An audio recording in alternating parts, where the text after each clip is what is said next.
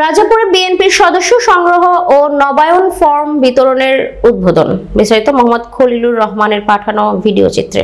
ঝালকাঠি রাজাপুরে বিএনপির সদস্য সংগ্রহ ও নবায়ন ফর্ম বিতরণের উদ্বোধনী অনুষ্ঠান শনিবার বিকালে রাজাপুর উপজেলা পরিষদ অডিটোরিয়ামে অনুষ্ঠিত হয়েছে। অনুষ্ঠানে প্রধান অতিথি ছিলেন বাংলাদেশ জাতীয়তাবাদী দল বিএনপির কেন্দ্রীয় নির্বাহী কমিটির ধর্ম বিষয়ক সম্পাদক মোহাম্মদ রফিকুল ইসলাম জামাল। উদ্বোধন করেন বাংলাদেশ জাতীয়তাবাদী দল বিএনপির কেন্দ্রীয় নির্বাহী কমিটির সহ সাংগঠনিক সম্পাদক আকন কুদ্দুসুর রহমান।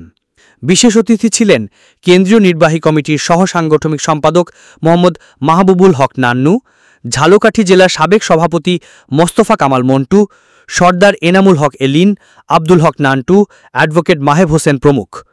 সভাপতিত্ব করেন উপজেলা বিএনপি সভাপতি অ্যাডভোকেট তালুকদার আবুল কালাম আজাদ। সঞ্চালনায় ছিলেন যুবদল সদস্য সচিব সৈয়দ নাজমুল হক।